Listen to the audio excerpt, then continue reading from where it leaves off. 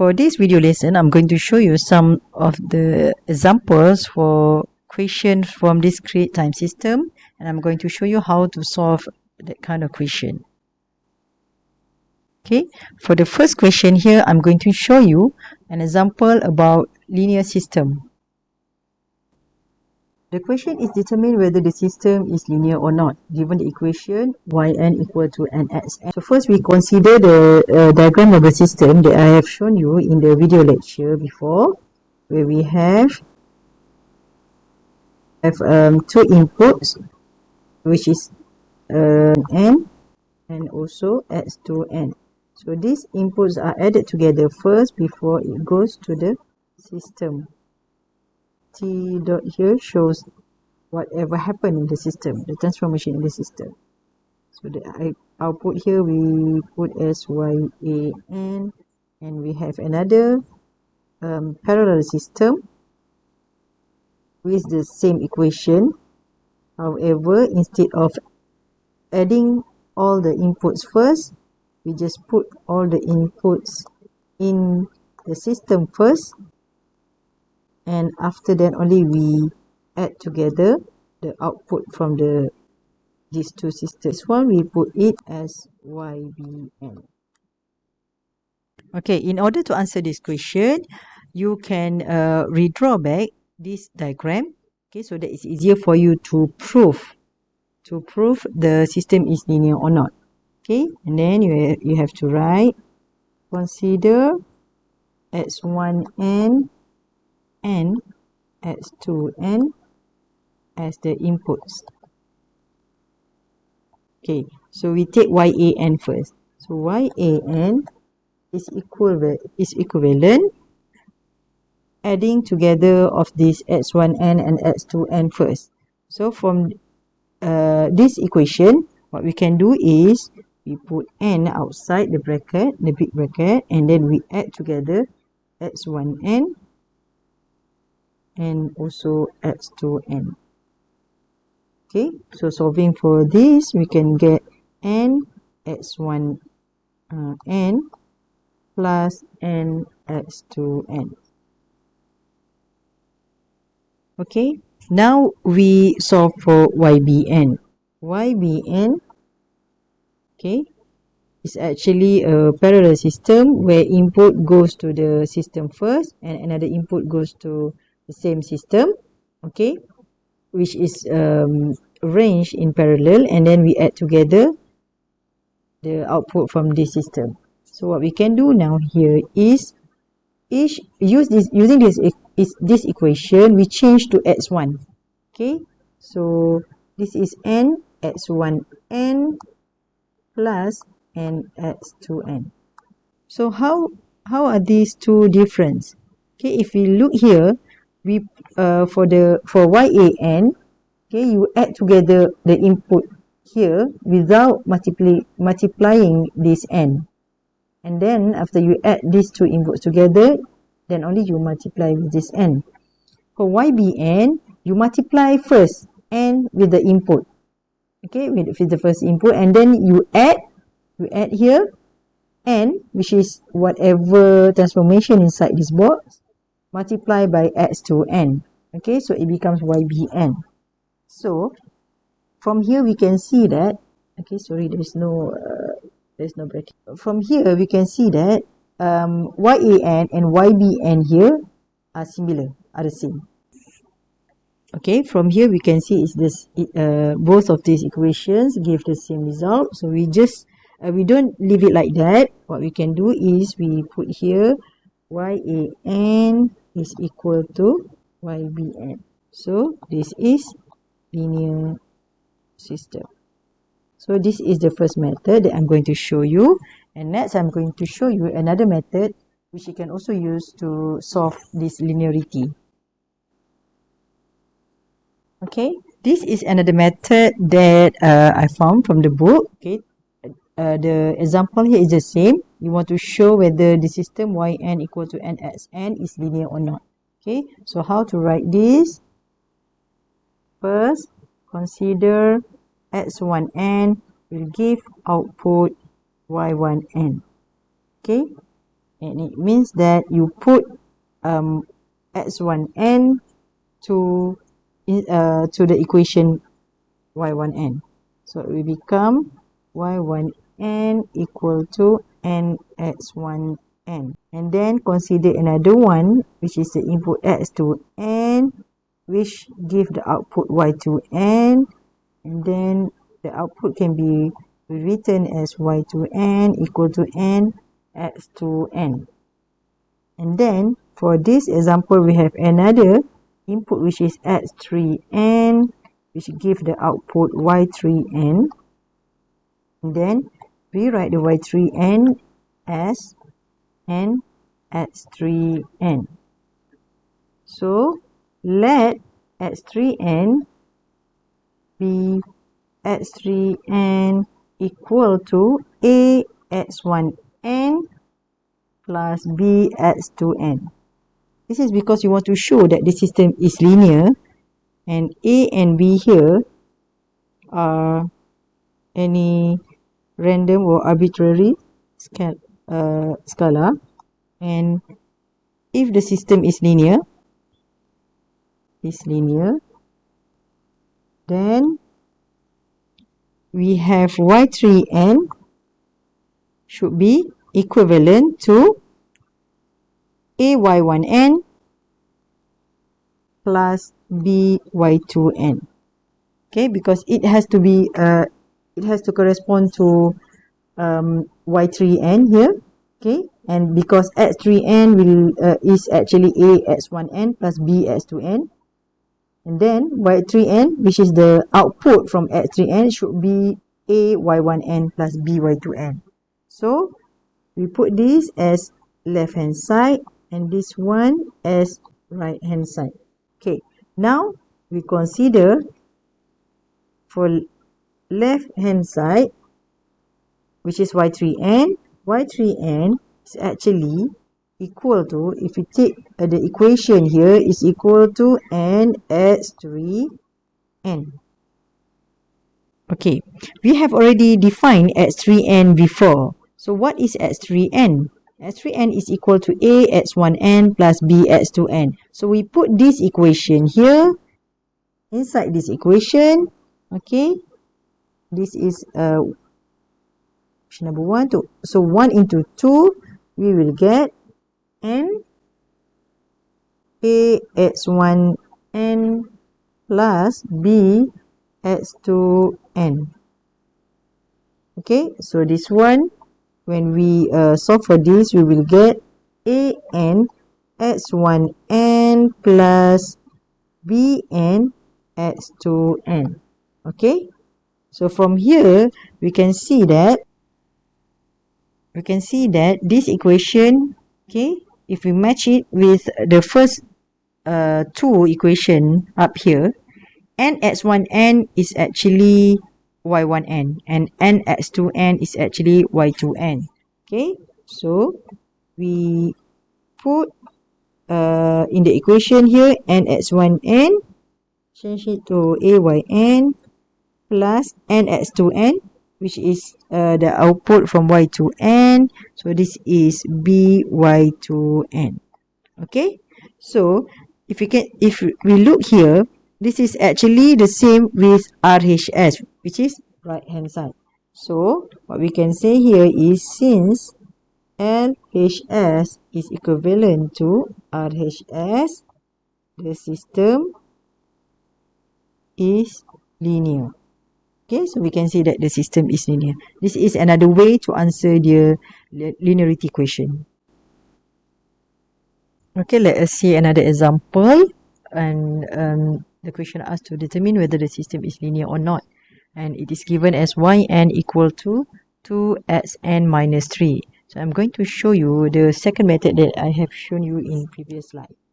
Okay, so first we consider two random inputs or arbitrary inputs. Okay, consider two inputs x1 and and then we write again based on this equation. Based on the given equation here, we write n, which will give you the output y1n. So So this one is equivalent to 2x1n minus 3. So we write for x1n, x2n, and also x3n. Okay, so after we write x1, x2, and x3 according to the inputs, okay, and corresponding to the output, so we put let x3n be a linear combination of x1n and also x2n. Of n and x. So it means that x3n is equal to ax1n plus bx2n, because we want to show that x3n is a linear combination. So if we can find the answer for y3n, if it's equivalent to this, then okay, the system is considered as linear. So this one is number 1. Okay, so A, B. Okay, so if the system is linear,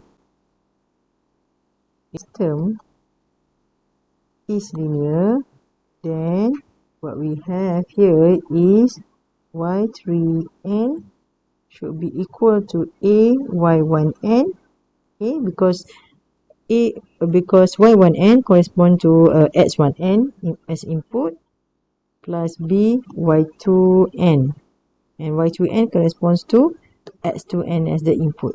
Okay, so this one is okay. And then what we do now is we put one side as LHS. This is LHS, another side is RH, and then we consider the LHS, which is yn. Okay, so y3n here is 2x3n minus, let's say this is 2. So we put 1 here into, what we get here is y3n equal to 2. x3n is given as 1, change to s1. Change to the equation 1 for x3n. So this is ax1n plus bx2n minus 3. Okay, so open up the equation, we'll get 2ax1n plus 2bx2n minus 3. Okay, so once we got the equation for LHS, left hand side, okay, we match it back with the equation for right hand side. Let's see here, y1n is actually 2x1n minus 3. So if we cannot put y1n here inside this equation here because minus 3 is missing. Okay, and y2n here is 2x2n minus 3, in which we can put y2n here. So there's another part missing, which is another minus 3. Okay, so from here we can see that LHS is not equal to RHS, so therefore this system is non-linear. Okay. Okay, now let's consider another method, which is the first method that I have shown you. Okay, in the first slide before, so where we depends on this diagram. Okay, first we add together the input of the system before we go to the system and before we get the output. So here yan is 2, and then in the bracket we add together x1n plus x2n first. Okay, if we compare to the original equation, okay, at xn here we have to add together x1 and x2, then only multiply by 2 and minus by 3. Okay, so open up this equation, we will get 2x1n plus 2x2n minus 3. Right, so we use the parallel connection for ybn, which is equal to for this time we put x1n into the system, x2n into the system, and add together. So this one should be 2x1n n minus 3, and then we add 2x to n minus 3. So if we compare YA and YBN here, it is not the same, because for YAN, we only have one part of minus 3. For YBN, we have 2 minus 3. Hence, YAN is not equal to YBN. So, nonlinear system.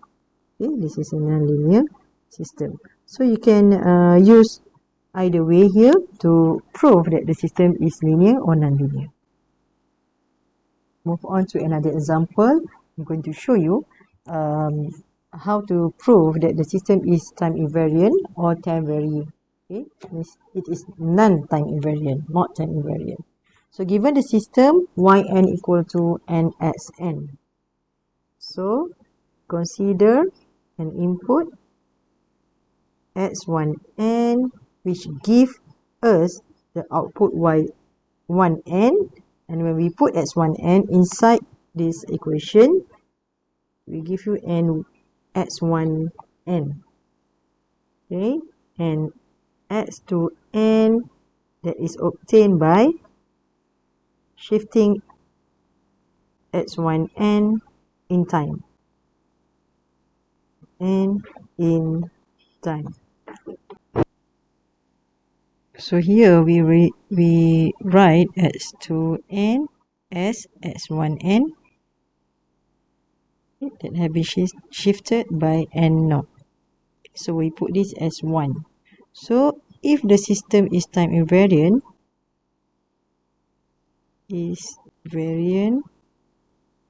then the output here y2n should also have shifted by n naught. Should be like this. Y2n, y1, n minus n naught. Okay, because it corresponds to x2n here. Okay, so I repeat. First, we put x2n as a function of x1 that has been shifted by n naught. And if the system is time invariant, then y2n, which is the output of x2n, must also have shifting by n naught at the output. Okay, and then we put here as LHS and this side as RHS.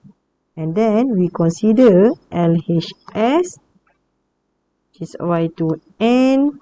Okay, so y2n, when we put inside, when we use this equation, this is actually nx2n.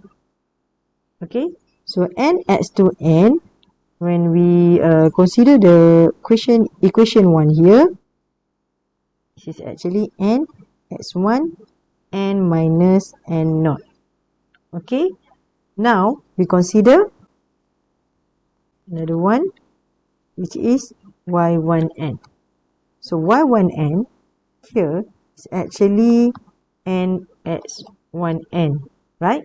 So if time shifted y1, which is time shifted y1 is given as y1 n minus n naught, right? For the RHS, okay, which is the right hand side. And then if y1 n minus n naught here, and if we put in the equation here, every n here in the equation must be changed to n minus n naught. So what we get here is n minus n naught x1 n minus n naught. Okay, so for this example, LHS is not the same as RHS. The left hand side here, the left hand side here is not the same as right hand side. Will not give you the same answer, in which y2n here, when you get the answer here is nx1 n minus n naught. Okay, and y1, which is also the shifted, okay, which is also the shifted at the output, will give you this answer. Okay, so hence the system is not time invariant. Not time invariant. Or you can also say that the system is time varying. Means that it will change based on time. Okay, it's not time invariant.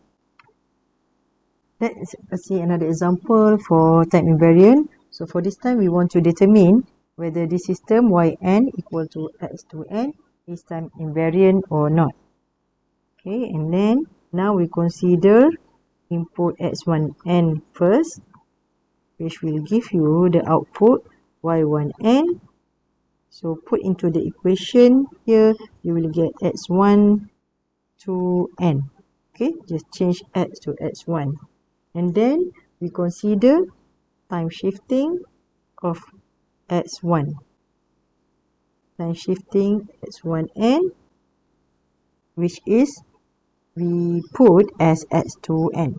Okay, x2n is the version of x1n which has been time shifted. So this is x1 n minus n naught. Okay, if the system is time invariant, then y2n, which is the output for x2n, should be equal to y1 n minus n naught. Okay, because y2n here is the output for x2n, which is the x1 version that has been time shifted. Okay, on the right hand side here is y1n, which is time shifted at the output. So this is LHS and this is RHS. Okay, so I repeat again, y2n is actually the version of time shifted n, but at the input, and at the right hand side here is the time shifted at the output.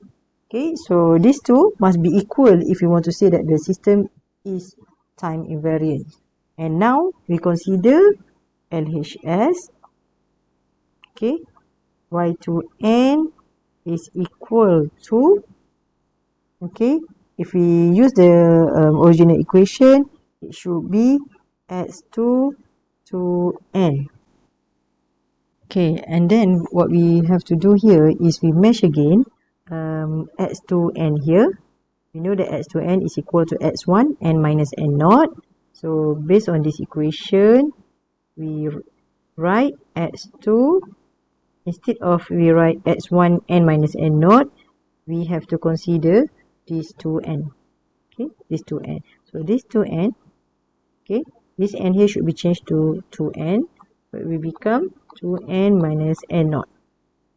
And then we consider at the right hand side, so y1n, okay, consider y1n, which should be equal to x1 to just like the first equation here. And then when there is a shifting at the output, so it will become y1 n minus n naught. So taking this equation into consideration, okay, you put x1 2, okay, x1 2, and for this n you have to change to n minus n naught. N minus n naught. So you will get here x1 to n minus 2 n naught. And from here we can see clearly that y2n, which is here, x2 to n minus n naught, is not the same as y1 n minus n naught. So in other words here, y2n here shows that the shifting at the input, okay, for y2, and y1 n minus n naught here show shifting at the output. So this is not the same, and therefore the system is time varying or not time invariant. Okay, this is how we prove whether the system is time invariant or not. Okay, we have another example here for causal, okay, to show that the system here is causal or not. The system is given as yn equal to nxn. Okay, first we consider yn at input plus n naught. Okay, plus n naught is the input, okay, for this yn. So yn when n equal to n naught is actually equal to y n naught. This is how you write this. Okay, and then we use this equation. This should be n x n and n equal to n naught. Okay, and then take this n equal to n naught, it will become n naught multiplied by x n naught. This is 1. And then now we consider, because when causal, you have to remember that causal system can only consider present input. Okay, it does not consider any future input. Okay, it consider present and also past input. So now we consider y and input negative n naught. So y, this is how you write it, y negative n when n equal to negative n naught should be equal to y negative n naught, and then which is equal to n at n, if you take into consideration the original equation, when n equal to n naught. So put n equal to n naught in this equation, you will get negative n naught at n naught. Okay, and then if we see here, this is 2. Both 1 and also 2 outputs depend on the present inputs only. And the present inputs only. It does not depend to any future input. Okay, so the system, you can say that the system is causal. Okay, causal. Alright, repeat again. For a causal system, it has to depend only on the past input and also present input. It does not consider any future input. So when you write the equation 1, you consider yn at input n naught. So the input here is also n naught at n naught. And now you consider y negative n, which has input at negative n naught. And the equation is also negative n naught at negative n naught. Okay, it means that it does at the input negative n naught. Okay, the equation does not show any positive n naught. Okay, it means that it depends on the present input. So the system is causal. Okay, so to make more sense, let me show you another example here, which is yn equal to x to n. So I want to show you how to prove that this is causal or non-causal. Okay, again for this one, you write consider yn at n. Okay, so this is how you write it. Yn for n equal to n naught is equal to y n naught equal to x to n equal to n naught. Okay, so put n equal to n naught into this equation, x to n naught. Right. And then consider another one, which is yn at negative n naught. Okay, we write the equation yn when n equal to negative n naught is y negative n naught. Okay, so take this equation here, will become x to n equal to negative n naught. Then this one is x. Okay, because we change n here, whatever inside the bracket, whatever n inside bracket, we change to negative n naught, so it will become negative 2n. Okay, so we have two equations. One is the system that is considered at n naught. Okay, and second one is yn, which is considered at negative n naught. So one here actually depends on the future input. Okay, depends on future input. Why? Because here we consider yn at n0, but when we put into the equation, we will get x to n0, okay, which is future. Okay, let's say n0 here is at time 2, and then the input here is x2 times 2, which is 4, okay, which is at time 4. So it depends on the future input, because it is 4 is bigger than 2. It is not present, it is future input. And then 2, the equation 2 depends on past input. Okay, so in order to make the system causal, we have to consider the first equation and also second equation, and both the equation must show that it depends only on the current input or past input. So for this equation, the first one does not follow the rules for causality, and therefore we can say that the system is non-causal. Okay. Okay. There's an example here. For this one, I'm going to show you how to prove that system is stable or not using the same equation, yn equal to nxn. So for here, you have to put some of the assumptions. Okay, the first assumption here, assume magnitude of xn less than bx, which is less than infinity. Bx is actually a limit, okay, for the input. Okay, so xn here must be, the input xn here must be less or equal to bx, and bx of course must be less than infinity to show that this is bounded input.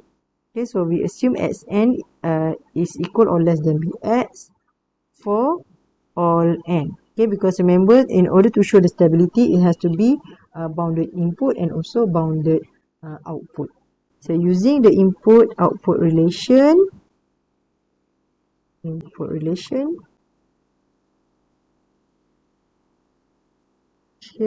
have yn equal to nxn. Okay, we have like this. Okay, and then we may write yn equal to nxn. Okay, and then we can also write this as nxn. Okay, so taking into consideration this one, you can see that n b. Okay, this is magnitude of n multiplied by bx. So this is the first equation. So why bx here? Okay, because we replace xn here with the maximum value that it can go, which is bx. So that is why we put here bx. Okay, now when we got when we obtain the equation 1, okay, which is bx multiplied by n. Okay, because we follow this equation. If you see here, as n can approach infinity, because n is actually not bounded. Okay, because when we assume here, as n is bounded but not n. Okay, this is for all n. So the output yn may go to infinity if n is infinity, which is unbounded. Then we see here that yn can approach the infinity, even though the input here is bounded by bx. So since no matter what finite constant we pick, yn will exceed that constant for some time n. Okay, so I repeat again, because n here is actually not bounded. What we assume here is xn is bounded. So n can be any numbers, it can be infinity as well. So even though the input is bounded, there is no guarantee that the output is bounded. Okay, this should be bounded. So the first rule for stability, it should be bounded input and also bounded output. Both input and output need to have limit values, which is less than infinity. So we can see that the system here is unstable. This is how, okay, this is what needed. Okay, in the blue ink here, this is what needed when you want to show that this system is stable or not. However, when you answer this kind of question, you have to put the reason here, I think if you put here, you have to put that when n approach infinity, the output yn will also approach infinity, and thus the system is unstable. Okay, and these 2 points I put here for you to understand further. Okay, now another example for stability. Okay, given the corresponding system as yn equal to 1 over 3 in the bracket xn plus xn minus 1 plus xn minus 2. So we have to prove that this system is stable or not. So we have to assume the input which is bounded first. Okay, so how to write the bounded input? Assume xn, okay, the magnitude of xn is less than bx. So bx is the bounded for the xn, less than infinity for all n. So using this input and output equation or relationship, we have yn equal to 1 over 3. Okay, I will write here the equation first. 1 plus x2.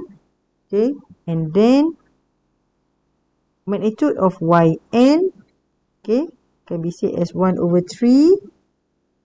Rewrite the equation, all the equation here, plus xn minus 1 plus xn minus 2. Okay, and then here, okay, yn should be, if we consider xn here as bx, okay, as bx, we replace xn here as bx, so it can be considered as, okay, take 1 over 3 outside, can be considered as 1 over 3 bx plus bx plus bx equal to bx.